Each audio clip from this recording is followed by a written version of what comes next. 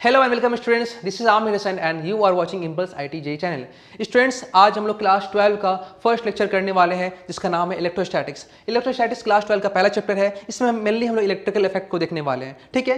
लेकिन इन सभी बातों करने से पहले अभी तक जिन लोगों ने मेरा चैनल सब्सक्राइब नहीं किया है, प्लीज़ इस चैनल को लाइक, सब्सक्राइब और शेयर कर लें, क्योंकि इस चैनल से आपको सारा कंटेंट मिलने वाला है। हम लोग लाइव क्लासेस दे रहे हैं, हाँ बच्चा लोग, हम लोग लाइव क्लासेस दे रहे हैं। और अगर कोर्स के बारे में कोई डिटेल में जानना चाहता है तो प्लीज़ हमारे कॉन्टैक्ट नंबर पर कॉन्टैक्ट करें, और कोर्स से रिलेटेड सारा बात डिस्क्रिप्शन बॉक्स में गिवन है, आप प्लीज वहां पे कांटेक्ट करें हमें। और चलिए आज का टाइम बर्बाद नहीं करते हैं और अपने लेक्चर को स्टार्ट करते हैं। आगे क्लास स्टार्ट करने से पहले हम चाहेंगे आप लोगों की इलेक्ट्रोस्टैटिक्स के बारे में बात करें। इलेक्ट्रोस्टैटिक्स क्लास 12 का फर्स्ट चैप्टर है, और ये फर्स्ट चैप्टर होने के साथ साथ काफ़ी लिंक रखता है बाकी चैप्टर के साथ। इसका बहुत लिंक है। अगर लिंक इसका बहुत ज़्यादा है तो इसका मतलब आप समझ सकते हो कि अगर इलेक्ट्रोस्टैटिक अच्छा नहीं होता है या ढंग से आप नहीं करते हो तो आगे आने वाला जितना चैप्टर है आप फंसोगे। चैप्टर क्या आगे है? गॉसेस थ्योरम, इलेक्ट्रोस्टैटिक्स का एप्लीकेशन है। कैपेसिटेंस वहाँ भी, इलेक्ट्रिसिटी वहाँ भी। उसके बाद बीच में थोड़ा सा गैप आएगा, मैग्नेटिज्म आ जाएगा। लेकिन मैग्नेटिज्म में भी बहुत सारा पोर्शन ऐसा है कि अगर आप इलेक्ट्रोस्टैटिक्स पढ़ के जा रहे हो तो पूरा का पूरा पोर्शन क्या होगा, आपको मैच करता दिखेगा। अप्रॉक्स लगभग सारा क्वेश्चन लगेगा कि डाइपोल भी कॉमन है, फील्ड भी कॉमन है, बहुत कुछ कॉमन दिखेगा। तो इलेक्ट्रोस्टैटिक्स अगर आप अच्छे से कर रहे हो तो आपका आने वाले चैप्टर में बहुत चीज़ कॉमन मिलता चला जाएगा। हम डायरेक्ट ये बोलेंगे कि ये चीज़ हम इलेक्ट्रोस्टैटिक्स में पढ़ाए थे, आप इसको वहाँ से कर लो, ठीक है। ये हो गया। उसके बाद फिर इसका लिंक आपको दिखा देगा सेमी कंडक्टर में थोड़ा बहुत, क्योंकि सभी इलेक्ट्रिकल पोर्शन से रिलेटेड है तो रिलेटेड है। सिर्फ बीच में एक पार्ट आएगा, कौन सा आएगा? ऑप्टिक्स, जो इससे कोरिलेशन नहीं रखता है। क्लियर है? तो इलेक्ट्रोस्टैटिक्स स्टार्ट करते हैं। देखो, इलेक्ट्रोस्टैटिक्स अगर बात किया जाए कि इलेक्ट्रोस्टैटिक्स का मतलब क्या होता है, इसका दो वर्ड दिखा आपको दिखाई देता होगा। यहाँ पे दो वर्ड दिख रहा है, यहाँ पे दो वर्ड दिख रहा होगा। एक वर्ड है इलेक्ट्रो और एक वर्ड क्या है? स्टैटिक। दो वर्ड से मिलकर क्या बना है? इलेक्ट्रोस्टैटिक्स। इलेक्ट्रो वर्ड आया इलेक्ट्रिकल इफेक्ट से। कहाँ से? मतलब बोल सकते हो चार्ज से। कहाँ से आया ये वर्ड? ये वर्ड आया है चार्ज से। क्लियर है? ये तो क्लियर हो गया। और स्टैटिक वर्ड हम लोग पढ़े हैं क्लास 11 में। स्टैटिक वर्ड कहाँ से आता है? रेस्ट। अगर कोई चीज़ रेस्ट है तो क्या बोलते हैं? स्टैटिक बोलते हैं ना। तो ये वर्ड कहाँ से आया है? रेस्ट से, ठीक है। और दोनों को मिला देंगे तो मिलाए कंसेप्ट क्या हो गया? Study of charge at rest. मतलब चार्ज को स्टडी करेंगे हम लोग क्या चीज़ में? रेस्ट में रख के। तो क्या कहेंगे इसको? इलेक्ट्रोस्टैटिक्स। इसके हिसाब से डेफिनेशन हो गया, electrostatics is a branch of physics. ये फिजिक्स का क्या है? ये फिजिक्स का एक ब्रांच है that studies electric charge at rest. जो स्टडी करता है किसको? चार्ज को। किस हालात में? रेस्ट के हालात में। क्लियर है? इससे कुछ हम लोग एक छोटा मोटा इंसिडेंट देख लेते हैं। प्रैक्टिकल लाइफ में हम लोग बहुत कुछ देखे होंगे ऐसा।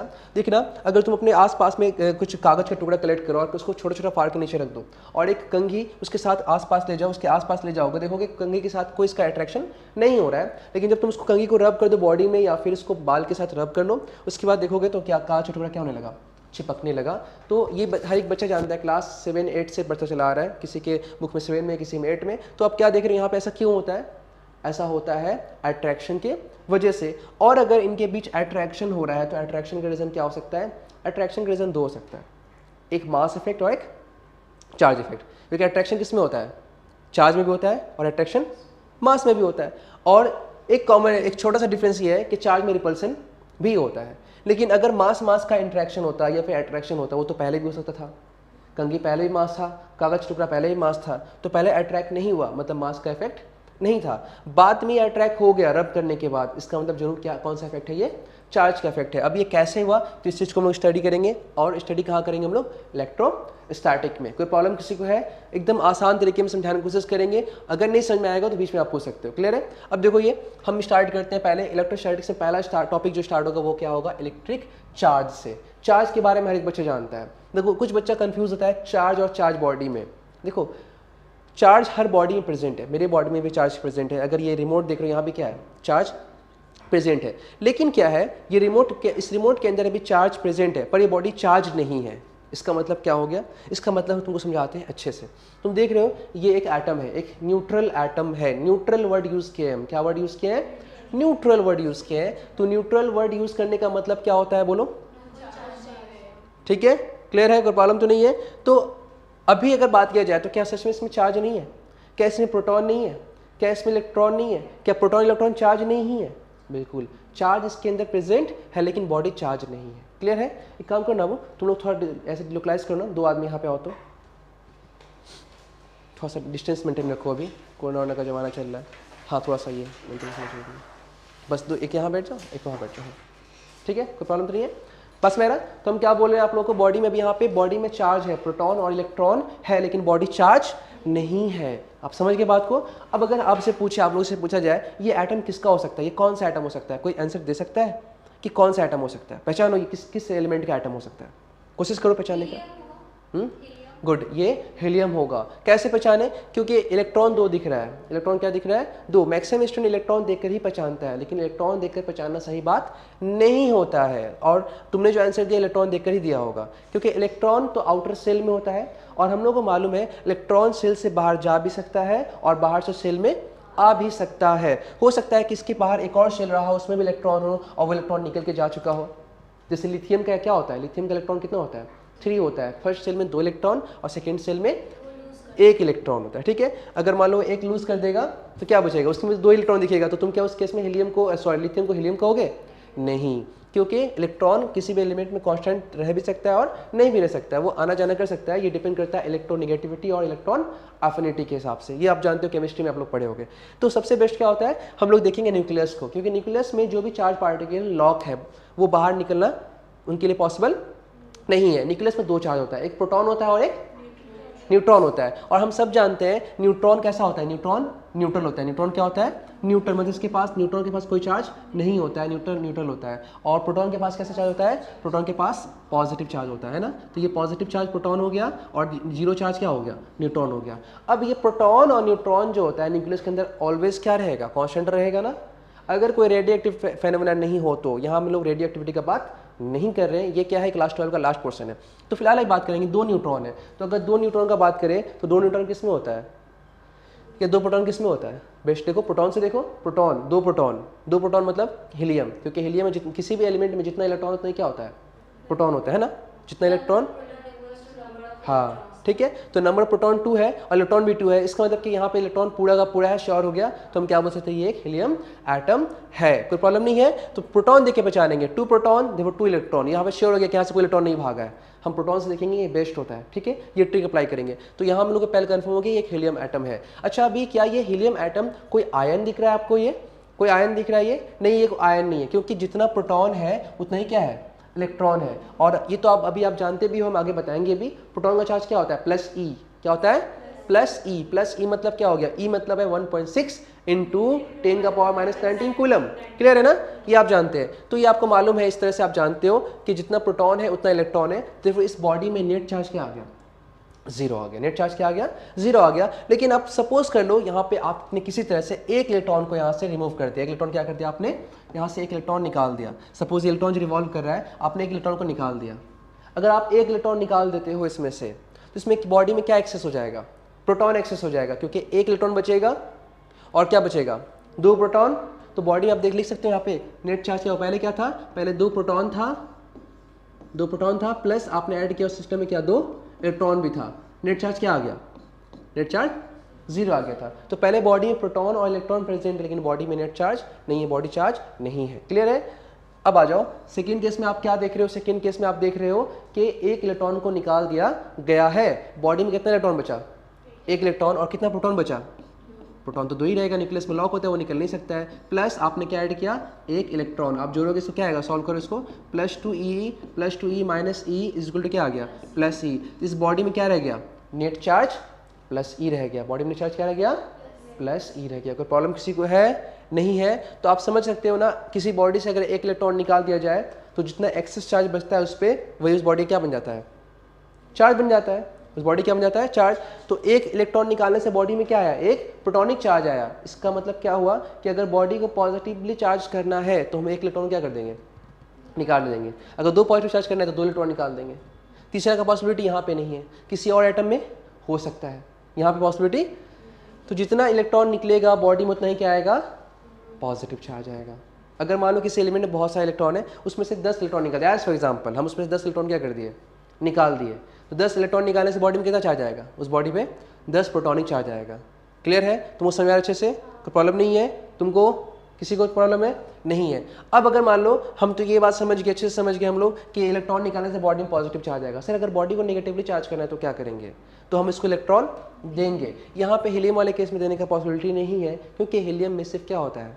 2 इलेक्ट्रॉन ही रह सकता है फर्स्ट सेल के अंदर में, है ना। तो यहाँ पे हम देने का बात यहाँ पे नहीं करेंगे, छोड़ देंगे। लेकिन आगे केमिस्ट्री का कंसेप्ट क्या है वो सब हम छोड़ देते हैं। हम किसी बॉडी के साथ बात करते हैं। अगर किसी बॉडी को तुम 1 इलेक्ट्रॉन दे दोगे तो पहले उसमें क्या था, जितना इलेक्ट्रॉन था उतना ही प्रोटॉन था। बॉडी क्या बना हुआ था, न्यूट्रल। अब अगर 1 इलेक्ट्रॉन आएगा तो बॉडी में क्या बन जाएगा, एक एक्सेस इलेक्ट्रॉनिक चार्ज। अगर 2 इलेक्ट्रॉन आएगा तो क्या होगा, 2 एक्सेस इलेक्ट्रॉनिक चार्ज, ऐसे आएगा 3। तो अगर अब हम बात करें आप लोगों से, किसी बॉडी को नेगेटिवली चार्ज करना है तो उसको क्या करोगे आप, उसको इलेक्ट्रॉन दोगे। और अगर पॉजिटिवली चार्ज करना है तो प्रोटॉन देना नहीं है, प्रोटॉन देने का चांस नहीं है, न्यूक्लियस में वो नहीं जा सकता है। तो उसके बदले क्या करेंगे, इलेक्ट्रॉन निकाल लेंगे। तो बॉडी को पॉजिटिव चार्ज करना है या नेगेटिव चार्ज करना है, इलेक्ट्रॉन का ही लेन देन करेंगे, प्रोटॉन का लेन देन पॉसिबल नहीं है। ये बात समझ में आया सबको, अच्छे से दिमाग में बांध के रख लो और इसको पहले नोट कर लो, फिर हम अगले स्लाइड पे आएंगे। वापस अपने टॉपिक पे आते हैं। क्या है इलेक्ट्रिक चार्ज, हम क्या देखें, charge is a property associated with mass. ये बहुत इंपॉर्टेंट पार्ट है, ये हर टीचर पढ़ाता है, हम भी बताते हैं इस बात, हर बुक में लिखा हुआ है बात कि चार्ज एक प्रॉपर्टी है जो किसके साथ एसोसिएट होता है, विथ मास के साथ। अब इसका गलत मतलब भी लोग निकाल लेते हैं। कैसे निकाल लेते हैं कि मास जहाँ होगा वहाँ चार्ज होगा, मास जहाँ होगा वहाँ चार्ज होगा। ये ज़रूरी नहीं है कि जहाँ मास होगा वहाँ चार्ज होगा ही होगा, लेकिन ये ज़रूरी है चार्ज है तो मास, क्योंकि चार्ज को होल्ड करके कौन रखता है, मास रखता है। अगर मास नहीं रहेगा तो चार्ज के साथ होल्ड होगा, ये पहला सवाल है, ठीक है। इसका ये मतलब नहीं होता है कि जहाँ पे चार्ज है, जहाँ पे मास है वहाँ पे चार्ज होगा ही होगा, जरूरी नहीं। एग्जाम्पल के तौर पे ये पेन देखो, ये मास है ना, एक मास है, अभी इसमें चार्ज है, ये बॉडी चार्ज नहीं है, कोई नेट चार्ज में। अगर चार्ज हो तो हमको छूने से करंट लगता है ना, तो फील होता है कुछ शॉक, कुछ एनर्जी होता है, नहीं, ये चार्ज बॉडी नहीं है। ऐसे तो करंट लगने का, शॉक लगने का कंसेप्ट अलग ही है, वो इलेक्ट्रिकल इफेक्ट से, उसको छोड़ देते हैं फिलहाल अभी। तो ये बॉडी अभी चार्ज नहीं है, न्यूट्रल बॉडी है, यहाँ मास भी है लेकिन कोई चार्ज नहीं है। अब क्या किया, इसको हम रब कर दिए सर से, इसे रब किए, रब करेंगे, इसमें ये चार्ज हो जाएगा। अब ये बाइफेक्शन हुआ, ये कैसे हुआ हम इस बात को अच्छे से सिखाएंगे। लेकिन आप देखोगे आप कोई कागज टुकड़े के साथ चिपकने लगेगा तो क्या बोलेगा, ये पेन क्या हो गया, ये पेन चार्ज हो गया। और वो चार्ज किस में है, इस पेन में है। पेन क्या है, टाइप ऑफ मास है, तो वो चार्ज कहाँ पे आया, मास में है। क्लियर है। तो चार्ज को इसीलिए, लेकिन आगे हम लोग आगे बहुत सी जगह जहाँ वैक्यूम होगा वहाँ चार्ज हम लोग नहीं दिखाते हैं, वैक्यूम में चार्ज हम लोग या कोई फील्ड नहीं दिखाते, ठीक है। तो क्यों, इसका रीजन है चार्ज कहाँ एसोसिएट होगा, मास के साथ। फिर आगे एक टॉपिक देखेंगे कि चार्ज अगर किसी बॉडी को देंगे, जैसे लाइक एक हॉलोस्फीयर, तो चार्ज पूरे हॉलोस्फीयर के सरफेस पे होगा, अंदर में, क्योंकि अंदर में कोई मास नहीं है। क्लियर है। तो ये चीज हम देखेंगे, अच्छे से समझेंगे। तो चार्ज क्या है, charge is a property associated with mass. अब बात करेंगे चार्ज कितने टाइप का होता है, ठीक है। चार्ज 2 तरह का होता है, एक पॉजिटिव चार्ज और एक नेगेटिव। तो पॉजिटिवली चार्ज बॉडी और नेगेटिवली चार्ज बॉडी, इस बात को हम डिस्कस कर चुके हैं पिछले टॉपिक में। अभी कैसे, एक पॉजिटिवली चार्ज बॉडी का मतलब क्या होता है, उसके पास एक्सेस प्रोटॉन होगा या डिफिशिएंसी ऑफ इलेक्ट्रॉन होगा। तो यहाँ पे क्या लिखे हैं, पॉजिटिव क्या है, it is the deficiency of electron as compare to the proton. जो बात समझा है वही लैंग्वेज में लिखा हुआ है, कोई प्रॉब्लम किसी को है नहीं है। आगे देखो नेगेटिव चार्ज क्या होता है, it is the excess of electron compare to, as compare to proton. अगर प्रोटॉन के मुकाबले इलेक्ट्रॉन ज्यादा हो जाए तो बॉडी में क्या हो जाएगा, नेगेटिव चार्ज, और अगर इलेक्ट्रॉन के मुकाबले प्रोटॉन ज्यादा हो जाए तो बॉडी क्या हो जाएगा, पॉजिटिव चार्ज। कोई प्रॉब्लम किसी को है नहीं है, अच्छी तरह से क्लियर हुआ है। अब आ गया इसको देखो, इस चीज को हम अच्छे से एक बार एग्जांपल से क्लियर कर लेते हैं। यहाँ पे देखो हम कहीं 3 बॉडी दिखा रहे हैं और एक पिंक कलर से है, एक डार्क ग्रीन है और एक डार्क ब्लू है, ठीक है। अब यहाँ पे देखो हम दिखा रहे हैं इस बॉडी में 8 प्रोटॉन है, कितना है, 8 प्रोटॉन, और इलेक्ट्रॉन कितना है, वो भी 8 है, 8 है। तो इस बॉडी में जितना प्रोटॉन है उतना क्या हो गया, इलेक्ट्रॉन हो गया। तो इसमें नेट प्रोटॉन और नेट इलेक्ट्रॉन जब मिक्स करेंगे तो नेट चार्ज क्या आ जाएगा, 0, न्यूट्रल। तो इसको आप लिख सकते हो, ऐसे लिख सकते हो, बॉडी का नेट चार्ज क्या होगा, एक प्रोटॉन का चार्ज कितना होता है, एक प्रोटॉन का चार्ज प्लस ई होता है, ठीक है। तो यहाँ पे कितना है, 8 प्रोटॉन, तो प्लस 8 हो गया। अब इसके साथ जोड़ो कितना, इलेक्ट्रॉन को, इलेक्ट्रॉन कितना है 8, एक इलेक्ट्रॉन का चार्ज कितना होता है, माइनस ई। तो माइनस ई आपने कितना यहाँ पे लिया है, 8 लिया है, तो इंटू 8 कर दो, ठीक है। तो कितना जोड़ेंगे, नेट चार्ज क्या आ जाएगा, 0। ई का मतलब क्या है जानते हो आप, 1.6 इंटू 10 का पावर माइनस 19 कूलम। फिर भी आगे बताएंगे इस चीज़ को, फिलहाल इतना तो याद ही है। बॉडी में 0 चार्ज हो गया, देखो बॉडी क्या है, न्यूट्रल बॉडी। बॉडी कैसा है, न्यूट्रल बॉडी। कोई प्रॉब्लम किसी को है नहीं है। अब हमको क्या करना है, इसको पॉजिटिव चार्ज बॉडी बनाना है। अब पॉजिटिव चार्ज तुमको कितना पॉजिटिव बनाना है ये तुम्हारे पर डिपेंड करता है, तुम जितना पॉजिटिव बनाना चाहते हो उतने एक्सेस प्रोटॉन रखोगे। कोई प्रॉब्लम किसी को है, आओ देखते हैं। अभी यहाँ पे क्या कर रहे हैं हम, इलेक्ट्रॉन क्या किए, तुमने क्या किया, इसमें से इलेक्ट्रॉन 8 था, 2 निकाल दिए, तो कितना बचा इलेक्ट्रॉन, 6 इलेक्ट्रॉन बचा। 2 इलेक्ट्रॉन बॉडी से क्या हो गया, सॉरी 2 इलेक्ट्रॉन बॉडी से क्या हो गया, निकल गया ना, 6 इलेक्ट्रॉन 2 इलेक्ट्रॉन बॉडी से निकल गया। अगर 2 इलेक्ट्रॉन बॉडी से निकल जाएगा 2 इलेक्ट्रॉन, तो एक्सेस प्रोटॉन कितना हो जाएगा, 2 ही हो जाएगा, क्योंकि 2 इलेक्ट्रॉन गया तो 2 इलेक्ट्रॉन जाने का मतलब क्या होता है कि एक्सेस प्रोटॉन कितना हो जाएगा, 2। देखो 8 प्रोटॉन और 6 इलेक्ट्रॉन, 6 प्रोटॉन से 6 इलेक्ट्रॉन मिला क्या हो जाएगा न्यूट्रल, बचेगा 2 प्रोटॉन, तो बॉडी का नेट चार्ज क्या हो जाएगा, नेट चार्ज इसके से बॉडी हो जाएगा +2e। कोई प्रॉब्लम है किसी को, नहीं है। अब आगे आओ, इसमें आपने क्या किया, इसमें आपने बॉडी को करना नेगेटिवली चार्ज, तो आप क्या करोगे, इलेक्ट्रॉन को ऐड करोगे। अगर दो पॉजिटिव नेगेटिव चार्ज आना है इसमें क्या करना है, बॉडी को नेगेटिवली चार्ज करना है। 2 अगर नेगेटिव लाना है तो क्या करो, 2 इलेक्ट्रॉन ऐड करोगे। 1 नेगेटिव लाना है तो 1 इलेक्ट्रॉन ऐड करोगे। 3 नेगेटिव लाना है तो 3 इलेक्ट्रॉन ऐड करो, जितना आप ला। तो एक काम करो, पहले आपने 2 इलेक्ट्रॉन निकाला था, अब आपके 2 डाल दो। चलो इस केस में उल्टा क्या कर दो, 2 डाल दो। तो 8 था, आपने 2 क्या कर दिया, 2 डाल दिया, तो कितना हो जाएगा 10 इलेक्ट्रॉन। आपने क्या किया है, 2 इलेक्ट्रॉन डाल दिया है। तो बॉडी में कॉमन सेंस का बात है, पहले न्यूट्रल था, कंडीशन बैलेंस था। अगर 2 इलेक्ट्रॉन आ रहा है तो एक्सेस इलेक्ट्रॉन कितना होगा, 2 ही होगा। तो बॉडी में नेट चार्ज कितना होगा, 2e, पॉजिटिव या नेगेटिव, नेगेटिव। क्लियर है, कोई प्रॉब्लम नहीं है। तो बॉडी में नेट चार्ज क्या आ गया इस केस में, -2e। तो देखो ये -2e, ये +2e और ये 0। क्लियर है ना। तो इस तरह से हम लोग डिसाइड करते हैं कौन सा बॉडी पॉजिटिवली चार्ज होगा और कौन सा बॉडी नेगेटिवली चार्ज होगा। कोई प्रॉब्लम किसी को है, नहीं है। और आगे देखते हैं।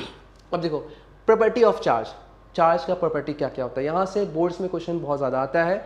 नीट में अगर बात करोगे तो टिक मारने वाला क्वेश्चन MCQ ही रहता है। तो कुछ थ्योरेटिकल ऑप्शंस होता है ना, 4 ऑप्शंस होगा, न्यूमेरिकल टाइप नहीं होता, थ्योरेटिकल टाइप होता है, वो देख कर टिक मारने आना होता है। क्लियर, और कुछ नहीं, बहुत सिंपल क्वेश्चन बनेगा। तो प्रॉपर्टी ऑफ चार्जेस में आप यहाँ से लिख कर याद भी कर सकते हो और MCQ के हिसाब से लर्न भी कर सकते हो।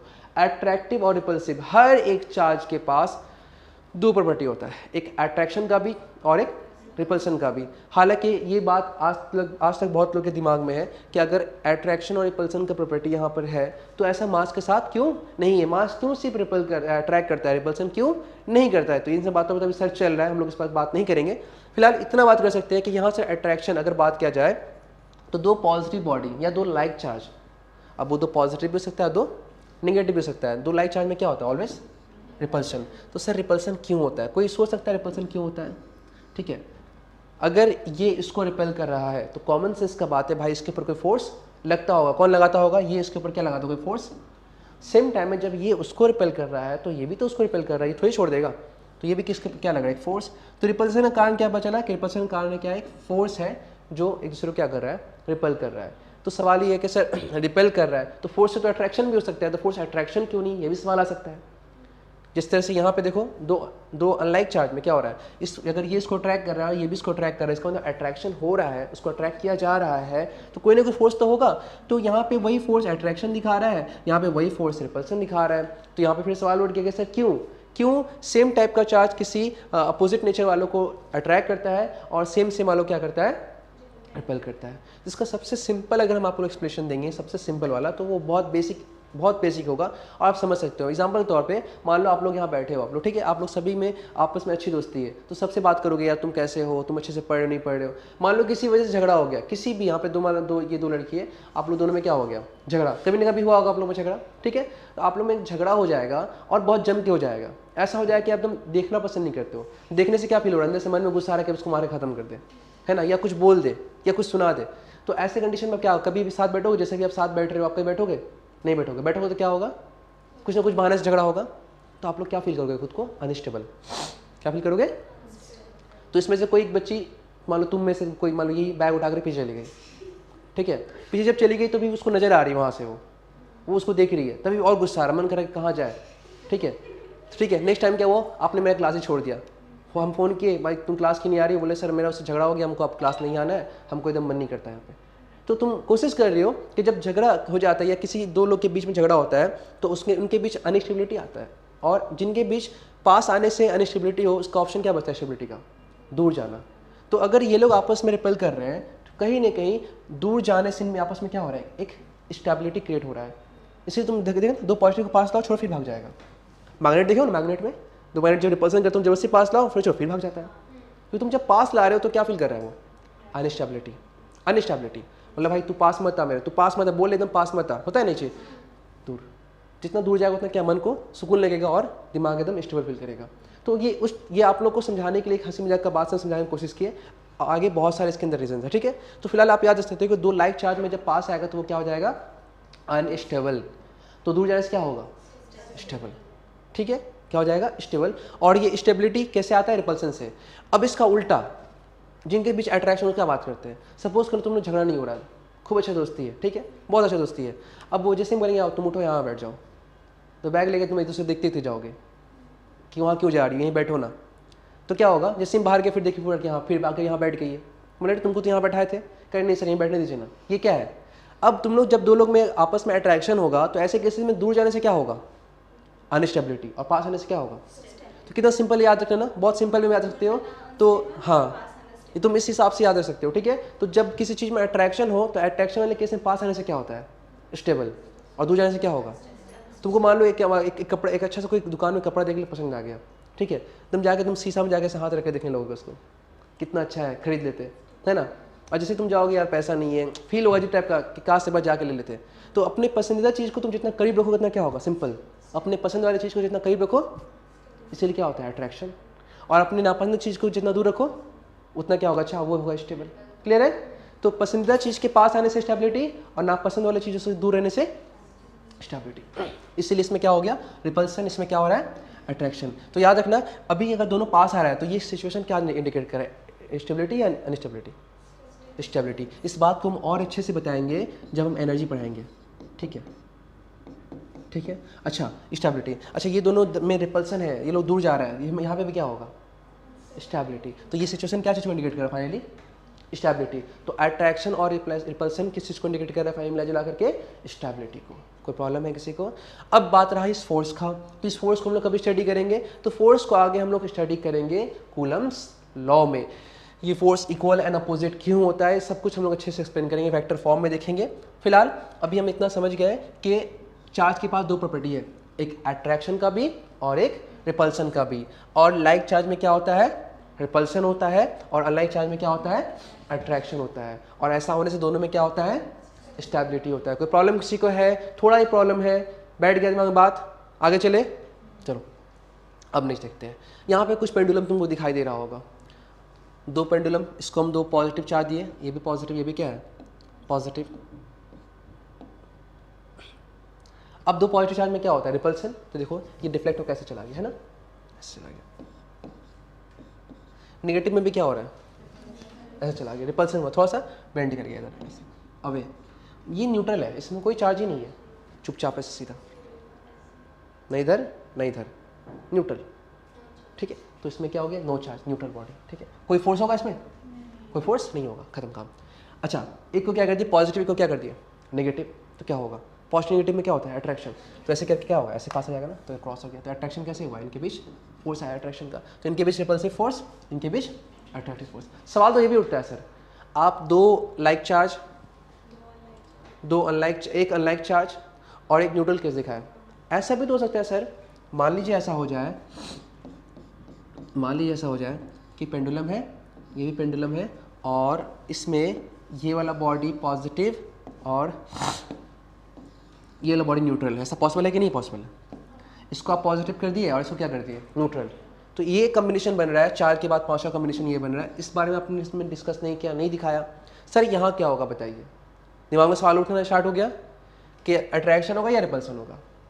तो इस बात का सवाल, इस सवाल का जवाब हम लोग आगे टॉपिक में देने वाले हैं कि न्यूट्रल बॉडी और चार्ज बॉडी में, न्यूट्रल बॉडी और चार्ज बॉडी में किस टाइप का फोर्स होगा, अट्रैक्टिव या रिपल्सिव। इस बात का हम जवाब हम आगे देंगे। कोई प्रॉब्लम फिलहाल यहाँ तक किसी को है नहीं है, तो ये आगे का टॉपिक है, ये सरप्राइज रहेगा हम लोग के लिए। आगे देखते हैं प्रॉपर्टीज ऑफ चार्ज। चार्ज का प्रॉपर्टीज में दूसरा additive nature of charge. Charge कैसा है, कैसा नेचर रखता है अपने अंदर, एडिटिव नेचर, मतलब इसको आप सिंपली ऐड कर सकते हो क्योंकि स्केलर क्वांटिटी है। हम लोग क्लास 11 पढ़ के आ रहे हैं, इतना जानते हैं हम लोग, दो तरीके से एडिशन करते हैं, एक स्केलर एडिशन और एक वेक्टर एडिशन। वेक्टर एडिशन उनके साथ जहाँ पे डायरेक्शन का कंसेप्ट हो और डायरेक्शन का इफेक्ट हो, डायरेक्शन का क्या हो, इफेक्ट हो। जैसे एग्जाम्पल वेलोसिटी, दो वेलोसिटी को जोड़ना है, वेलोसिटी में मैग्नीट्यूड भी होता है और क्या होता है डायरेक्शन भी होता है, तो उसको आप नहीं जोड़ सकते हो 3 और 4, ऐसे नहीं कर सकते हो। √3² + 4² + 2 × 3 × 4 और उन दोनों के बीच का एंगल cos थीटा, ये फॉर्मूला था ना क्लास 11 में। खिलहाल वहाँ यहाँ तो एप्लीकेशन नहीं है इसका, ठीक है, क्योंकि ये स्केलर क्वांटिटी है। 4 पेन और 3 पेन मिला कितना हो जाएगा 7 पेन, क्योंकि एक वैल्यू है, अमाउंट है, डायरेक्टली आप ऐड कर सकते हो। कोई प्रॉब्लम किसी को है नहीं है। तो चार्ज स्केलर क्वांटिटी है, यहाँ पे कोई कंसेप्ट नहीं है डायरेक्शन का, डायरेक्शन का कोई इफेक्ट नहीं है, देखो आप इसको नॉर्मली ऐड कर सकते हो। एक बॉडी में +2e है और एक बॉडी में +3e है, दोनों को मिक्स कर दिए कितना चार्ज हो जाएगा टोटल 5e। सिंपल, तो नॉर्मल एरिथमेटिक नेचर है। तो ये क्या लिखा हुआ है, total charge on an extended body is equal to the algebraic sum of charges located at different points और different region of the body. किसी बॉडी पे डिफरेंट पॉइंट पे या डिफरेंट रीजन पे जो टोटल चार्ज है उसको आप जोड़ दो तो क्या आ जाएगा, उस बॉडी का नेट चार्ज आ जाएगा। एग्जाम्पल के तौर पे मान लो ये एक बॉडी है, यहाँ पे प्लस 3 चार्ज है, यहाँ पे प्लस 2e चार्ज है और यहाँ पे माइनस e चार्ज है। आपसे पूछा है इस बॉडी पे नेट चार्ज कितना है, तो आप क्या करेंगे, नॉर्मल समेशन करेंगे। कैसे करेंगे, ऐसे plus 3e plus 2e plus, देखिए समेशन दिखा रहे हैं हम। फिर ये क्या है, इलेक्ट्रॉन है, ये क्या, इसको क्या रखें हम, इसको एक इलेक्ट्रॉन रख लेते हैं। चलो एक नेगेटिव चार्ज रख लेते हैं, तो ये क्या हो गया माइनस e। तो बॉडी का नेट चार्ज कितना हो जाएगा, बोलो 3 2 5 5e प्लस में, और ये क्या आएगा प्लस माइनस हो जाएगा ना, तो प्लस 4e। नॉर्मल अलजेब्रिक सम किया, आप सबको क्या किए, प्लस करते चले आए। अगर ये भी पॉजिटिव होता तो क्या होता, 6e हो जाता। तो नॉर्मल समेशन है, नॉर्मल कौन सा, अलजेब्रा का, कौन सा, स्केलर नेचर का, ठीक है। तो ये हो गया। अब आगे देखो यहाँ पे क्या दिख रहा है, प्रॉपर्टी ऑफ चार्ज का प्रॉपर्टी कैसा होता है। तो थर्ड में देख रहे कंजर्वेशन ऑफ चार्ज क्या होता है, कंजर्व नेचर का होता है। कंजर्व का मतलब क्या होता है, किसी भी सिस्टम में आप चार्ज अगर आइसोलेट रखो, जैसे एग्जांपल के तौर पे ये एक सिस्टम है, ठीक है, सपोज एक सिस्टम है, और यहाँ पे बाहर से कोई चार्ज आ नहीं सकता है और अंदर से कोई चार्ज बाहर जा नहीं सकता। एक मिनट को, थोड़ा सा यहाँ पे स्लाइड में मिस्टेक हो गया, ये स्लाइड हटा, गुलाम सर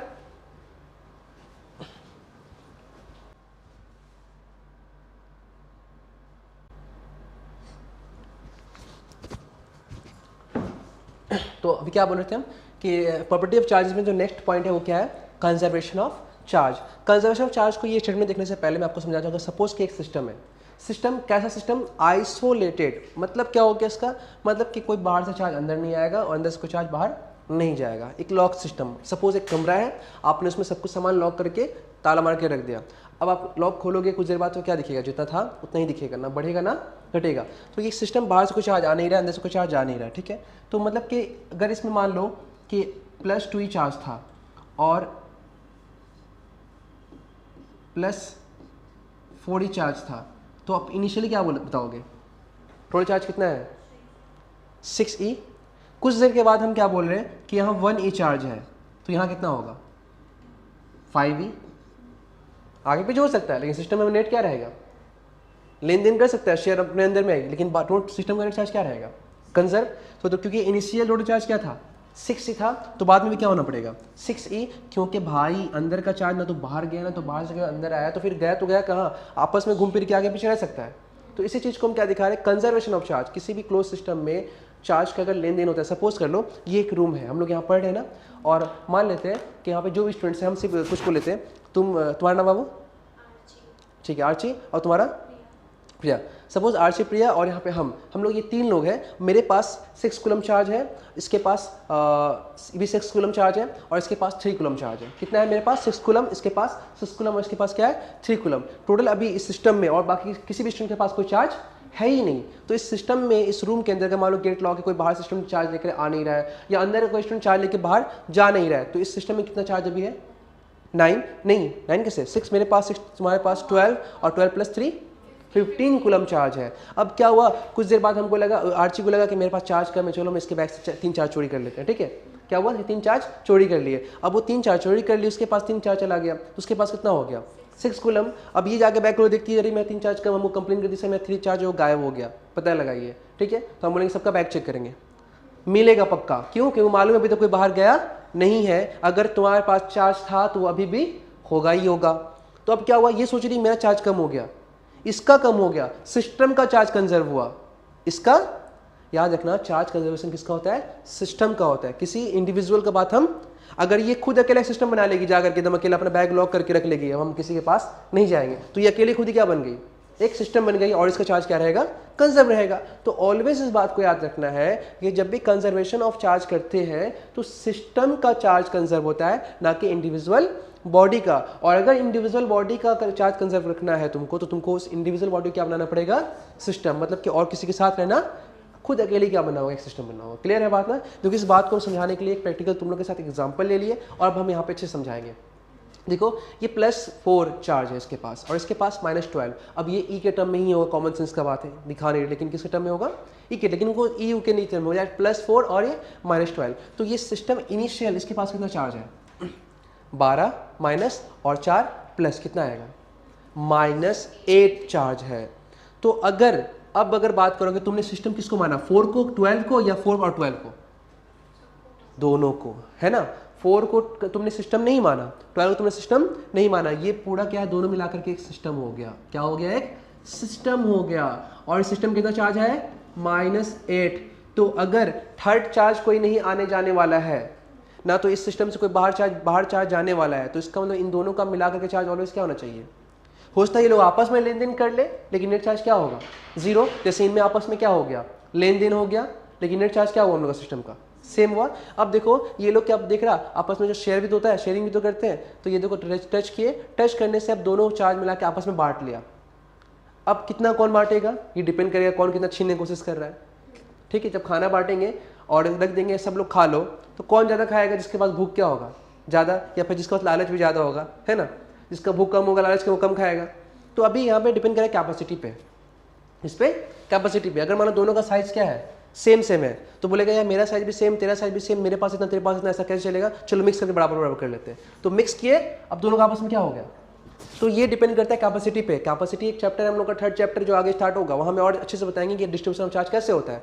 फिलहाल इतना मालूम है कि अगर ये लोग बराबर बराबर बांटेगा, तो ऐसे बांटेगा कि जो सिस्टम का इनिशियल चार्ज था फाइनल भी क्या होना चाहिए, तुम भाई जितना बात में बांट लो, लेकिन तुम्हारे पास कम बेस चलेगा, मेरे पास कम बेस चलेगा, लेकिन सिस्टम का नेट चार्ज हमेशा क्या होना चाहिए, सेम होना चाहिए। तो देखो ये लोग बांट लिया, -4 इक्वल का बात है ना, तो -8 को इक्वल बांटे क्या आएगा, -4। और तो सिस्टम के पास बिफोर में क्या था, -8, आफ्टर में भी क्या है, लेकिन इसका अपना चार्ज सेम नहीं है। देखो ये +4 से क्या हो गया, ये -4 क्या हो गया, -4, है ना। तो ये अपने पास, क्योंकि चार्ज खुद पे कंजर्व नहीं किया है, चार्ज से कंजर्व हुआ है, सिस्टम का कंजर्व हुआ है। बात अच्छे से क्लियर हुआ है ना, कोई प्रॉब्लम किसी को नहीं है। तो ये तुमको दिखाया सिस्टम 1 और सिस्टम 2 दोनों सेम सिस्टम है, ये बिफोर एंड ये आफ्टर, क्योंकि इस सिस्टम में और कोई अनदर चार्ज नहीं आने वाला था, यहाँ से कोई जाने वाला नहीं था, तो जो भी चार्ज होगा आगे पीछे करके, लेकिन नेट क्या होना है, नेट केस सेम होना है। क्लियर है सबको। तो ये रहा कंजर्वेशन ऑफ चार्ज, तो उसको अच्छे से पढ़ लेते हैं हम। The law of conservation of charge states that the total charge मतलब क्या होता है, अलजेब्रिक सम, चाहे वो पॉजिटिव चार्ज के साथ हो या नेगेटिव चार्ज के साथ, in an isolated system remain constant. आप जब जोड़ोगे बिफोर एंड आफ्टर दोनों क्या आना चाहिए, कब ऐसा होगा, जब सिस्टम क्या होगा, आइसोलेटेड। क्या ये सिस्टम आइसोलेटेड था बिल्कुल था, क्योंकि बाहर से कोई चार्ज आया नहीं है, अंदर से कोई चार्ज गया नहीं गया, सिस्टम आइसोलेटेड है, बिल्कुल है। तो यहाँ पे क्या फॉलो हुआ, कंजर्वेशन ऑफ चार्ज फॉलो हुआ। ठीक है, ये प्रॉपर्टी क्लियर हो गया आप लोग अच्छे से। बहुत लोग सोचता है क्या कि कंपटीशन और नीट बहुत बड़ा बड़ा खेल है, नहीं, मेरा ऐसा मानना नहीं है। ये हम मानते हैं, बिलीव करते हैं इस बात में कि लेवल भी कोई चीज़ होता है, लेकिन याद रखना 100 के स्पीड में वही दौड़ेगा अच्छे से जो 1 के साथ दौड़ाओ, 2 के साथ दौड़ाओ, 3 के साथ दौड़ाओ, 4 के साथ। याद रखना हमारा बॉडी एक एडेप्टेशन सिस्टम को फॉलो करता है, सेम टाइप से ब्रेन भी करता है, क्योंकि ब्रेन भी बॉडी का पार्ट ही है। एग्जाम्पल के तौर पे आज हम ग्राउंड में गए, पहला दिन सोचे क्या 2 घंटा दौड़ देंगे, क्या होगा, आएंगे तो थक भी जाएंगे, हो सकता है कि हालत भी खराब होगा, तबीयत भी बिगड़ सकता है ना, क्योंकि आपने क्या किया, सिस्टम को एडेप्ट करने का मौका नहीं दिया, एक बार 100 मार दिया उसमें। नहीं, अब आप क्या करो, जाओ पहले दिन टहल कर आओ, थोड़ा और दौड़ो, नेक्स्ट दिन फिर थोड़ा और दौड़ो, फिर स्पीड और बढ़ाओ, फिर स्पीड और बढ़ाओ, फिर स्पीड और बढ़ाओ।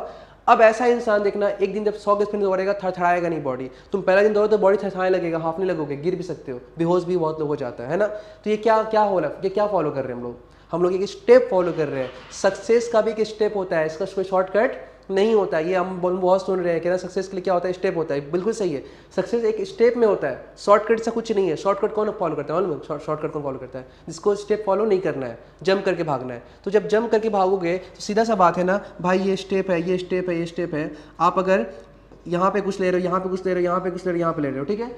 अब एक बच्चा चारों यहाँ से उठा, यहाँ से उठा, यहाँ से उठा, यहाँ पहुँचा, तो वो 4 बॉल कलेक्ट करेगा ना, वो 4 बॉल कलेक्ट करेगा। लेकिन इनको क्या है, डायरेक्ट कूद के यहीं पे आ गया, कितना कलेक्ट करे, एक यहाँ से और एक यहाँ से, दोनों में कौन ज़्यादा ताकतवर है, ये वाला ज़्यादा ताकतवर है ना। तो याद रखना, जो स्टेप फॉलो करता है उसके पास कलेक्शन क्या होता है, और जिसके पास कलेक्शन ज़्यादा होता है उसका डिमांड भी क्या होता है ज़्यादा होता है। मार्क्स डज नॉट मैटर, हमको इसमें मतलब नहीं मार्क्स क्या हो रहा है नहीं हो रहा है, उसके पास नॉलेज बहुत ज़्यादा होगा। क्लियर है? आगे आ जाओ। और जिसके पास नॉलेज है उसको कुछ कोई रोक नहीं सकता है। आगे आते हैं प्रॉपर्टीज ऑफ चार्ज में आगे इनवेरियंस ऑफ चार्ज। ये क्या होता है? बहुत सिंपल सा बात। हम लोग क्लास 11 में न्यूटन्स लॉ ऑफ मोशन पढ़े कि नहीं पढ़े? वहाँ पे दो फ्रेम ऑफ रेफरेंस होता है, एक का नाम था इनर्शियल फ्रेम ऑफ रेफरेंस और दूसरा का नाम क्या था? Non inertial frame of reference. ये फ्रेम ऑफ रेफरेंस जो होता है एक इमेजिनरी कंसेप्ट है। कैसे? सपोज यहाँ पे हम खड़े हैं, ये भी एक फ्रेम है और इस फ्रेम से हम तुम लोग को देख रहे हैं। तुम लोग का फ्रेम क्या हमको मतलब नहीं है, अपने फ्रेम का बात कर लेते हैं। हम जिस फ्रेम में है मतलब कि हम मेरा बॉडी एक्सेलरेट कर रहा है नहीं, वेलोसिटी है नहीं, रेस्ट में है, रेस्ट में है, वेलोसिटी क्या है? एक्सेलरेशन क्या होगा? ज़ीरो। तो फ्रेम का डिसीजन जो होता है कि फ्रेम नॉन इनर्शियल है या इनर्शियल है, ये वेलोसिटी डिसाइड नहीं करता। ये कौन डिसाइड करता है? एक्सेलरेशन। अब ये क्यों ऐसा बताते हैं। हम लोग पढ़े लॉ ऑफ इनर्शिया। ये पेन या सॉरी ये रिमोट रेस्ट में है, रेस्ट में है, अभी भी रेस्ट में। क्यों?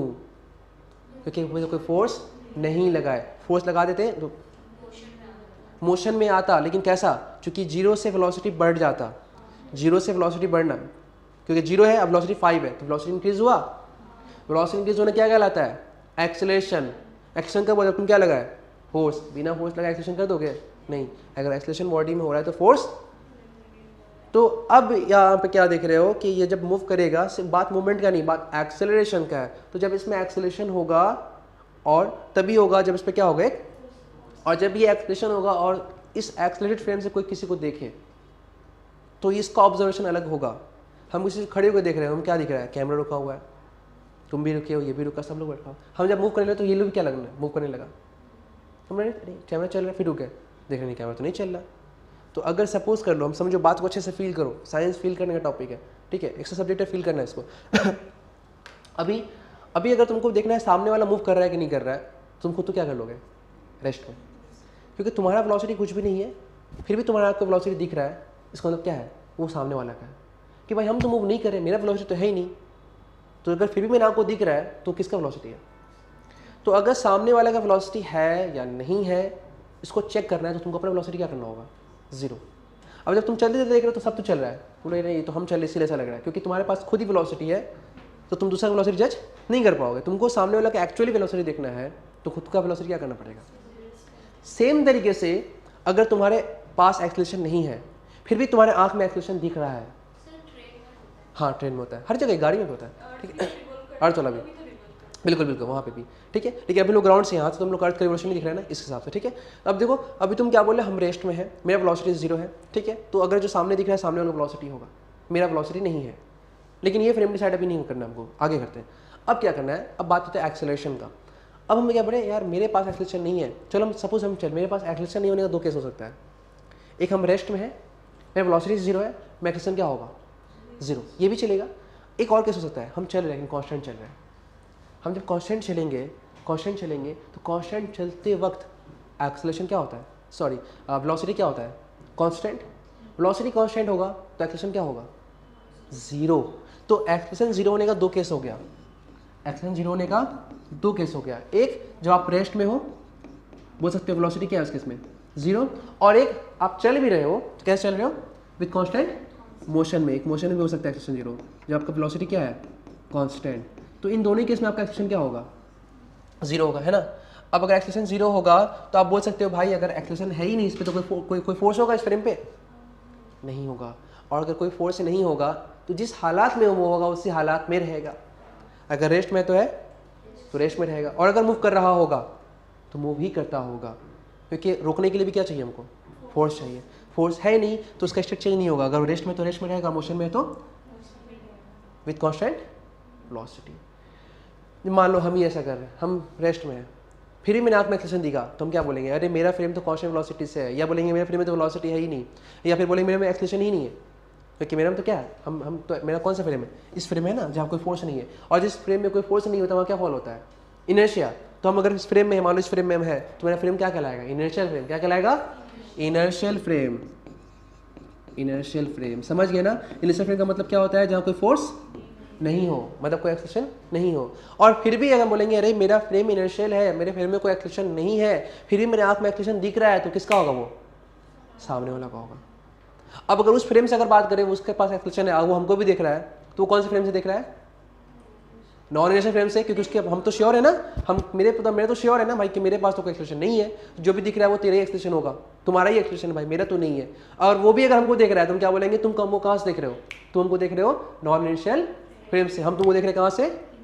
तो नॉन इनर्शियल फ्रेम कैसा फ्रेम होता है? जहाँ पे एक्सेलेरेशन होता है, और अगर वहाँ एक्सेलेरेशन होगा तो वहाँ फोर्स भी होगा। तो सिंपल कंसेप्ट हो गया। एक एक्सेलरेटिंग फ्रेम को क्या बोलते हैं हम लोग? Non inertial frame. और उसमें से जो भी ऑब्जर्वर होगा वो कौन सा ऑब्जर्वर होगा? Observer from non inertial frame. Clear है? और अगर जिस फ्रेम में एक्सेलेरेशन होता है उसको क्या बोलते हैं? सॉरी, जिस फ्रेम में एक्सेलेरेशन नहीं होता है उसको क्या बोलते हैं? Inertial frame. और वहाँ से जो ऑब्जर्व करने वाला होगा उसको क्या बोलेंगे? Observer from inertial frame. Simple है, कोई प्रॉब्लम किसी को नहीं है। समझ आ गया बात? तो अभी यहाँ पे बात करने वाले हैं इस तरह के दो फ्रेम का। सपोज करो जैसे ये अर्थ, हम इसको थोड़ा देखिए तो अर्थ पे दिखाया जाए, ग्राउंड का बात कर लेते हैं। अर्थ दिखाना बेस्ट नहीं होगा, ग्राउंड। तो ग्राउंड का भी देखो, ये नीचे ग्राउंड है, मूव कर रहा है क्या? एक्सेलेरेशन है इसका?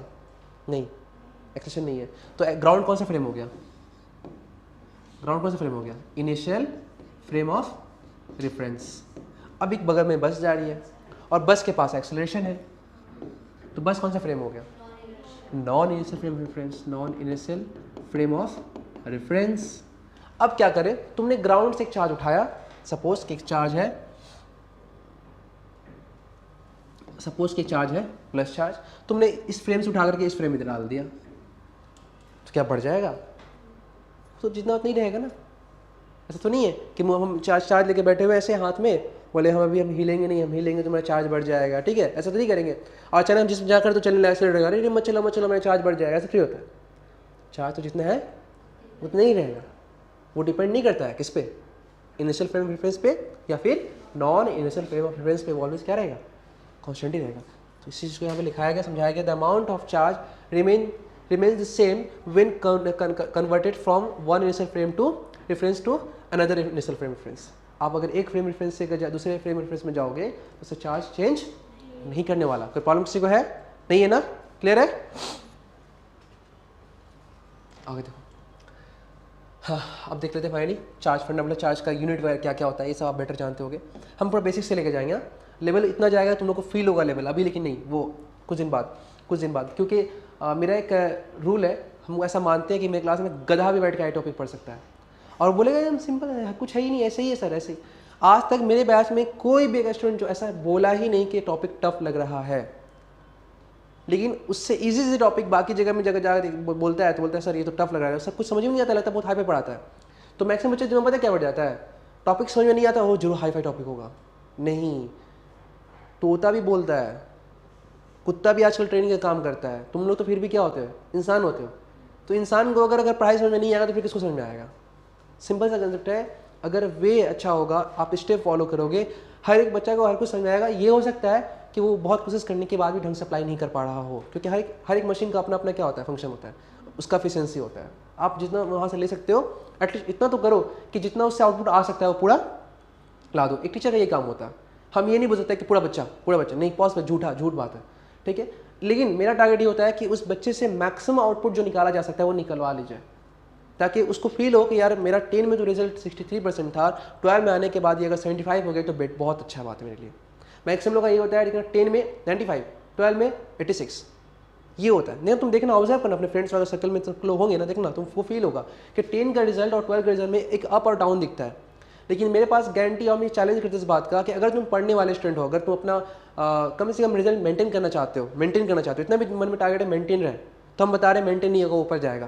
क्योंकि अक्सर ऐसा ही है, टॉपर से टॉपर स्टूडेंट है, क्लास 10 में 90, 12 में 98, ये गैप क्लास उसको फील होता है सर हम कभी 80 क्रॉस नहीं कर पाएंगे, लेकिन 12 में 85, 84। तो ये सेटिस्फेक्शन लेवल तभी होता है जब उसको फील होता है कि नहीं मेरा मार्क्स तो 10 में इतना था, और जब साइंस ली तो और लेवल बढ़ा तो मेरा मार्क्स घटना चाहिए था, लेकिन मेरा मार्क्स घटने की वजह क्या मेंटेनेंस से भी ज़्यादा ऊपर है, तो फील होता है कि काम कुछ हुआ है, ठीक है? तो ये फील होगा, लेकिन ये तभी होगा जब सब कुछ बेसिक तरीके से क्लियर होगा। तो बोर्ड्स का अगर रिजल्ट मेंटेन करना है तो बेसिक्स क्लियर करना बहुत जरूरी है, और नीट के लिए भी ऐसा नहीं है कि बोर्ड्स के लिए, क्योंकि अभी सारे कंपटीशन में बेसिक कंसेप्ट बहुत ज़्यादा होता है। तो आ जाओ फंडामेंटल चार्जेस का बात करें तो चार्ज का सिंपल यूनिट क्या होता है, तुम लोग सब लोग जानते हैं कूलम होता है, कुछ बात करने की जरूरत यहाँ पे खास है नहीं। स्केलर क्वांटिटी आगे पहले पिछला टॉपिक में बता चुके हैं हम। डायमेंशन फार्मूला कैसे निकालेंगे, डायमेंशन निकालने का सबसे अच्छा तरीका ये होता है भाई साहब कि आप एक काम करो, उसका फंडामेंटल इक्वेशन लिखो।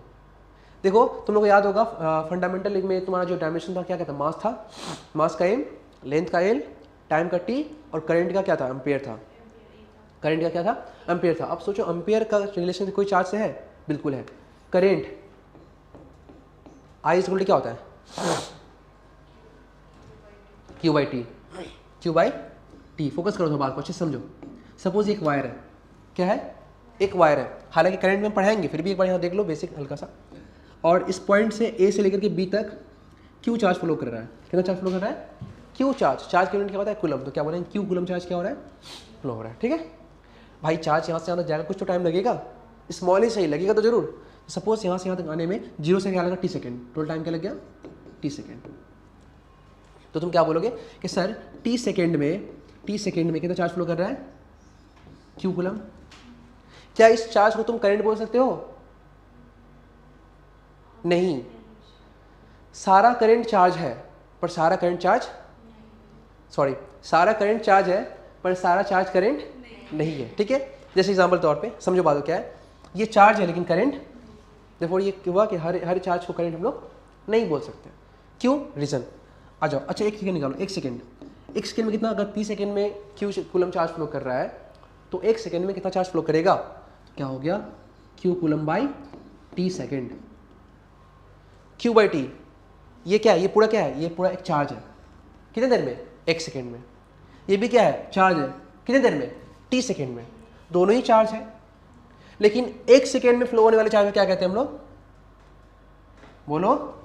1 सेकेंड में फ्लो होने वाले चार्ज क्या कहते हैं हम लोग, करंट बोलते हैं। क्या बोलते हैं, वो चार्ज जो सिर्फ 1 सेकेंड में फ्लो हो रहा हो उसको क्या बोलते हैं, करंट। और कोई भी चीज अगर 1 सेकेंड में होता है तो उसको क्या बोलते हैं, रेट। क्या बोलते हैं, रेट। मतलब कि कोई भी चीज 1 सेकेंड में होना, यूनिट टाइम में होना। किसमें होना, यूनिट टाइम में होना। तो यूनिट टाइम में फ्लो होने वाला चार्ज क्या कहलाएगा, करंट कहलाएगा। तो ये चार्ज भी है और ये करंट भी है, क्योंकि ये 1 सेकेंड में है। ये चार्ज है पर करंट नहीं है, क्योंकि ये 1 सेकेंड में नहीं है। इसीलिए डेफिनेशन होता है करंट का, rate of flow of charge is called current. सारा चार्ज करंट नहीं होता है। तो आज के बाद याद रखेंगे करंट क्या हो, क्यू बाई टी। और यहाँ पे coulomb by second is called ampere, क्योंकि करंट का यूनिट क्या हो जाएगा, क्योंकि अब ये दोनों मिला के तो करंट हो गया ना, करंट का यूनिट क्या होता है, एम्पियर। क्लियर है, कोई प्रॉब्लम किसी को नहीं है। तो यहाँ से समझ आ गया I is equal to Q by T, एक बेसिक तुम लोग का फॉर्मूला था, ये क्लास तुम बचपन से पढ़ते चले आ रहे हो। अब तुम यहाँ से डायमेंशन निकाल सकते हो, किसी का भी डायमेंशन निकालना है तो उसका पैरेंट इक्वेशन लिखते निकालो। तो ऐसे कोई भी इक्वेशन से निकाल सकते हो, कोई मसला नहीं है, लेकिन जो ईजी होता है वो तुम्हारा पैरेंट इक्वेशन से होता है। अब यहाँ से तुम क्यू क्या ले सकते हो, क्यू ले सकते हो यहाँ से, therefore Q is equal to क्या आ जाएगा, आई टी। आई का क्या होता है, एम्पियर। ठीक है, टाइम में क्या होता है, टी। तो ये हो गया। अब तुम 1 भी लगा सकते हो, कुछ नहीं तो 1 तो होगा ही। और ऐसे तुम क्या फाइंड कर लिए, dimension formula of charge. Clear है, सिंपल है, एकदम बेसिक है। आओ, comparison of electron and proton थोड़ा सा देख लेते हैं, बहुत बेसिक है, ताकि कुछ मास वास का लफड़ा ना हो, क्योंकि छोड़ देने से बाकी हम छोड़ देंगे तो क्या होगा ना, बच्चा भी छोड़ देता है।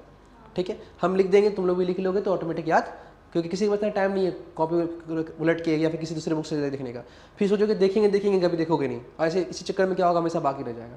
तो इसलिए हम लोग छोटा टॉपिक को भी लिख लेते हैं ताकि बच्चे छोड़े नहीं बिल्कुल। इलेक्ट्रॉन क्या होता है, चार्ज ऑफ इलेक्ट्रॉन क्या होता है, -1.6 इंटू 10 का पावर -19 कूलम। इसको हम शॉर्टकट में ई भी लिखते हैं, -c। ठीक है, प्रोटॉन क्या होता है, +c, सेम चार्ज। ठीक है, आगे आओ, मास का बात करें तो मास ऑफ इलेक्ट्रॉन क्या होता है, 9.1 इंटू 10 का पावर -31 kg, अप्रॉक्स तुम बोल सकते हैं 0 है। मास ऑफ इलेक्ट्रॉन लगभग क्या है, 0। ठीक है, देखो ये प्रोटॉन का चार्ज क्या है, 1.67 इंटू 10 का पावर -27 kg में, दोनों सभी का हम लोग क्या लिखे हैं, kg में। ऑलमोस्ट ये भी क्या होता है, लगभग 0 ही होता है। ऑलमोस्ट ये भी क्या होता है, 0 में ही। लेकिन इलेक्ट्रॉन के कंपैरिजन में काफ़ी भारी होता है प्रोटॉन। इलेक्ट्रॉन के कंपैरिजन में क्या होता है, काफ़ी भारी होता है, हेवियर पार्टिकल है। तो अगर इन दोनों में कंपेयर करें तो इलेक्ट्रॉन का मास क्या हो जाएगा, नेग्लिजिबल, है ना। हम आप लोग पढ़ोगे क्लास से, जब टॉपिक लास्ट होगा तो किसी भी एटम का मास क्या होता है, न्यूक्लियर का मास लेते हैं, क्योंकि इलेक्ट्रॉन का मास क्या होता है, नेग्लिजिबल होता है। क्या होता है, नेग्लिजिबल। कोई प्रॉब्लम किसी को है तो ये 2 पॉइंट आप लोग को याद करना है और कुछ नहीं करना है यहाँ पर। ठीक है, आगे देखो, एक क्वेश्चन करते हैं, आप लोग करो क्वेश्चन को। Which is bigger, a coulomb और चार्ज ऑन इलेक्ट्रॉन। आपको बताना है कि कौन सा बड़ा है, एक कूलम चार्ज या फिर चार्ज ऑन इलेक्ट्रॉन, कौन सा बड़ा है दोनों में। इस क्वेश्चन को सॉल्व कैसे किया जाए। तुम लोग अभी बताया किसी बॉडी में जो नेट चार्ज होता है वो क्यों होता है, due to electron, excess electron या ड्यू टू एक्सेस प्रोटॉन। अगर बॉडी में एक एक्सेस इलेक्ट्रॉन आएगा तो एक 1e चार्ज, 2 आएगा तो 2e, 3e, 4e, may be plus minus, depends on proton और इलेक्ट्रॉन। क्लियर है। तो सिंपल सा कंसेप्ट ये हुआ हम लोग का कि Q इज इक्वल टू क्या हो जाएगा, अगर बॉडी में एक इलेक्ट्रॉन आया तो एक का चार्ज, 2 आया 2 का, 3 आया 3 का चार्ज, मतलब कि यहाँ पे नंबर मल्टीप्लाई होगा 2e, 3e, 4e, simply n से मल्टीप्लाई कर दिए। n क्या है, नंबर ऑफ चार्ज, n में भी number of proton, number protons, और n में भी नंबर ऑफ इलेक्ट्रॉन्स, कुछ भी हो सकता है। अगर प्रोटॉन हुआ तो बॉडी में क्या आएगा, पॉजिटिव चार्ज, और अगर इलेक्ट्रॉन हो तो बॉडी में क्या आएगा, नेगेटिव चार्ज। ठीक है, तो एक जनरल सा फॉर्मूला बन गया हम लोग का, छोटा सा फॉर्मूला बन गया, Q इज इक्वल टू क्या बन गया, Ne। तो फिलहाल देखो यहाँ पे which is bigger, a coulomb charge, अब एक कूलम बोल रहा है कि चार्ज ऑन इलेक्ट्रॉन, कंपेयर करना, मैग्नीट्यूड कंपेयर कर रहा, क्या कर रहा है, मैग्नीट्यूड कंपेयर। तो एक कूलम तो मे बी प्लस में भी माइनस, एक कूलम में भी प्लस में भी माइनस। तो सपोज कर लो इलेक्ट्रॉन से कंपेयर कर रहा है, तुम क्या मान रहे, माइनस कूलम। बात समझ रहे क्या बोले। तो एक कूलम हमको मैग्नीट्यूड कंपेयर करना है और कुछ नहीं। तो चलो करते हैं, दिखाते हैं। तो यहाँ से ये क्या हो गया, ये क्या हो गया, टोटल चार्ज, टोटल चार्ज, और ये क्या हो गया, नंबर ऑफ चार्ज, जो प्रोटॉन भी हो सकता है और इलेक्ट्रॉन भी हो सकता है। और ये क्या हो गया, ये तो एक वैल्यू है ना चार्ज का, इसका वैल्यू ऑलवेज क्या रहेगा, 1.6 इंटू 10 पावर माइनस, चाहे प्रोटॉन हो या फिर इलेक्ट्रॉन, इससे कोई फर्क पड़ने वाला नहीं है। तो अब हम लोग क्या पता कर सकते हैं कि एक कूलम चार्ज बनाने के लिए, क्या बोला ना, एक कूलम चार्ज, एक कूलम चार्ज बनाने के लिए कितना चार्ज को कलेक्ट करना पड़ेगा। अगर एक कूलम पॉजिटिव चार्ज बनाना है तो प्रोटॉन कलेक्ट करेंगे, अगर एक कूलम नेगेटिव चार्ज बनाना है तो क्या, इलेक्ट्रॉन कलेक्ट करेंगे। क्योंकि कंपेरिजन इलेक्ट्रॉन से चल रहा है तो सभी क्या लेके चलेंगे, अभी इसमें नेगेटिव करेंगे। तो आप देखते हैं, देखो यहाँ से n इज इक्वल टू क्या हो जाएगा, Q बाई, आएगा n is equal to Q by E। अच्छा, चार्ज कितना है, 1 कूलम, 1 कूलम बाई E का वैल्यू क्या होता है, 1.6 इंटू 10 का पावर माइनस 19 कूलम। कोई प्रॉब्लम है, कोई प्रॉब्लम है, नहीं है। n एक नंबर है, नंबर प्लस माइनस यहाँ पे हम लोग को नहीं दिखाना है, क्योंकि अगर इलेक्ट्रॉन का तुम लोग हो गया तो माइनस माइनस तो कट ही जाएगा ना। अगर इलेक्ट्रॉन से कंपेयर करें तो यहाँ पे क्या आएगा, माइनस 1.6 इंटू माइनस 19 कूलम, और किसे कंपेयर करें, -1 कूलम से। तो ये एक रेशियो है, नंबर है, हमको कंपेयर करना है, माइनस का मतलब हमको यहाँ पे नहीं है, अगर माइनस है तो कट गया। तो एक कूलम चार्ज में कौन बड़ा होगा, तो देखते हैं, कलेक्ट करते हैं, सॉल्व करते हैं इसको। तो भाई यहाँ पे बहुत सिंपल नजर आ रहा है कि n is equal to solve करेंगे, कूलम कूलम कट जाएगा, 1 divide by 1.6, 1 divide by 1.6 solve करेंगे तो ये 0.625 आएगा, कैलकुलेटर यूज करके देख सकते हो। ठीक है, और ये 10 का पावर ऊपर जाएगा तो क्या हो जाएगा, प्लस हो जाएगा, तो क्या हो जाएगा, 10 का पावर 19 कूलम। क्या हो जाएगा, 10 का पावर 19 कूलम। सॉरी कूलम तो कट गया है, तुम लोग बोल भी देते हो कूलम, केयरफुल रहो। ठीक है, आ जाओ। तो इतना नंबर, इतना तो कितना ज़्यादा, 10 का पावर 19 है। ठीक है, इतना ज़्यादा इलेक्ट्रॉन्स को कलेक्ट करोगे तब जाके क्या बनेगा, एक कूलम चार्ज बनेगा।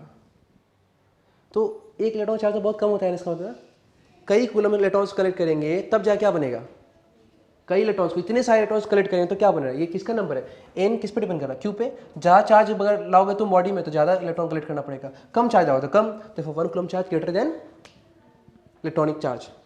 एक कूलम चार्ज बनाने के लिए तुमको कई इलेक्ट्रॉन चाहिए होता है, एक कूलम चार्ज बनाने के लिए तुमको कई इलेक्ट्रॉन चाहिए होता है, मतलब कि एक इलेक्ट्रॉन का चार्ज बहुत छोटा होता है, कई इलेक्ट्रॉन आपस में जब मिलता है एक दूसरे से, कई मतलब कितना, इतना 0.625 × 10⁻19, इतने लोग इलेक्ट्रॉन मिलेंगे तब जाके क्या बनेगा, तो कूलम चार्ज तो बड़ा हो गया ना। क्लियर है। तो ये प्रोटॉनिक का बात करूँ, इलेक्ट्रॉनिक का, एक coulomb positive charge greater than the 1.6, अगर एक कूलम पॉजिटिव है या एक कूलम नेगेटिव है, ये अगर पॉजिटिव है तो प्रोटॉन के चार्ज से बड़ा होगा, नेगेटिव है तो इलेक्ट्रॉन के चार्ज से बड़ा। तो वैल्यू से मतलब हमको, तो अगर बोलेगा तुमको एक कूलम पॉजिटिव चार्ज आना है तो इतना प्रोटॉन कलेक्ट करोगे, है ना। बात समझ क्या बोले हम, कोई प्रॉब्लम तो नहीं है, क्लियर हुआ ना। तो यहाँ से प्रूफ हुआ। तो आज के बाद देखो बेटा, ये तो आप लोग तो कर ले अच्छे से, कोई प्रॉब्लम नहीं है, लेकिन कोई जरूरी यही क्वेश्चन आएगा, क्वेश्चन तो जरूरी, कुछ चेंज भी हो सकता है ना। तो आज के बाद ये फॉर्मूला यूज करेंगे जो बहुत इंपॉर्टेंट हो गया। फॉर्मूला क्या हो गया कि किसी बॉडी में कितना नंबर ऑफ चार्जेस है, इस बात का जानने के लिए आपको जानना जरूरी है कि कितना चार्जेस है। जितना चार्ज होगा उतना ही नंबर हिसाब से डिपेंड नंबर होगा। तो नंबर निकालने का फॉर्मूला, अगर नंबर दिया रहेगा तो चार्ज निकल जाएगा, चार्ज दिया रहेगा तो नंबर निकल जाएगा। तो अगर ये फॉर्मूला याद रखोगे तो यहाँ से जो 1 मार्क्स का क्वेश्चन आता है बोर्ड्स में वो भी कवर होगा, और अगर नीट में कोई क्वेश्चन बनाया तो वहाँ से वो भी होगा। क्लियर है, कोई प्रॉब्लम नहीं है। अभी सब ये सब चीज़ नीट लेवल का नहीं बोलेंगे, क्योंकि बहुत बेसिक है, कंपटीशन लेवल नहीं, बहुत ईजी वाला टॉपिक है ये। बोर्ड्स के हिसाब से बात करेंगे। हाँ, इसका मतलब ये नहीं कि बोर्ड्स में अगर ये टॉपिक बोर्ड्स का है तो कंपटीशन में आ नहीं सकता है, क्योंकि कोई भी पेपर जब बनता है ना तो मिक्स बनता है, उसमें ईजी लेवल, मीडियम लेवल और टफ लेवल का एक रेशियो होता है।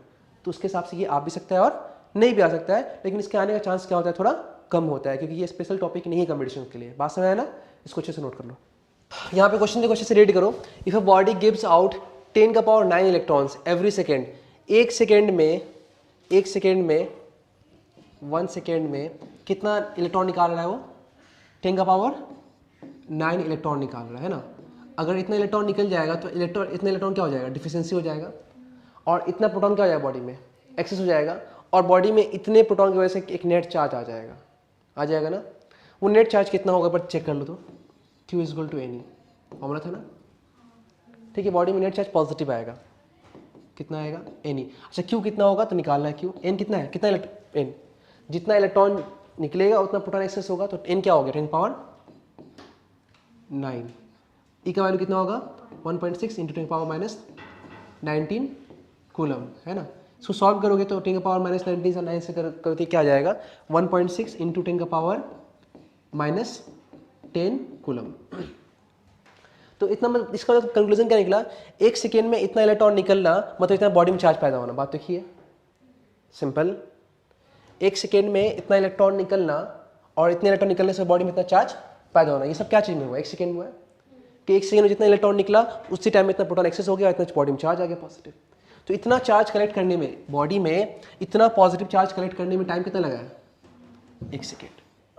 सिंपल है, सिंपल है। आगे क्वेश्चन रीड करते हैं। How much time is required to get a total charge of 1 coulomb? तो 1 कूलम चार्ज होने में कितना टाइम लगेगा?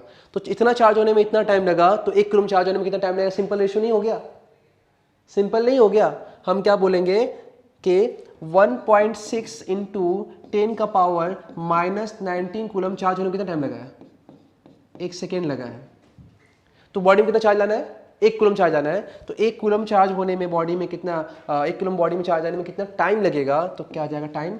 1 / 1.6 × 10 का पावर -19 हो गया। ये कितना सेकंड लगेगा? इतना सेकंड लगेगा। तो प्रॉब्लम किसी को है? प्रॉब्लम है? नहीं है। बस मैं देखो, तो ये 1 / ये, तो इसको सॉल्व करोगे तो क्या आएगा? 1 / 1.6 अगेन क्या कितना आएगा? 0.625। अभी तो किए हम लोगों से पहले 0.625, और ये 10 का पावर क्या हो जाएगा ऊपर? ये कितना था? 19 था, 10 था। ये कैलकुलेशन मिस्टेक हो जाएगा, अभी गड़बड़ हो जाएगा।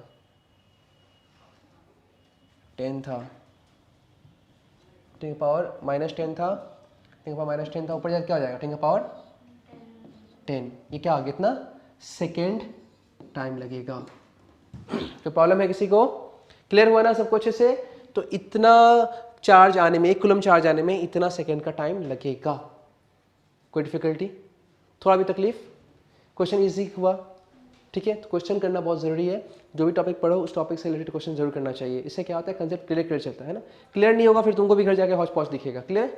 इतना अच्छे से समझ में आया तो इतना अच्छे से नोट करो। आज की क्लास यहीं तक हम लोग करेंगे, फिर बाकी नेक्स्ट क्लास करेंगे। नेक्स्ट क्लास जो टॉपिक बाकी होगा अगले टॉपिक करेंगे इसमें। और हो गया इतना?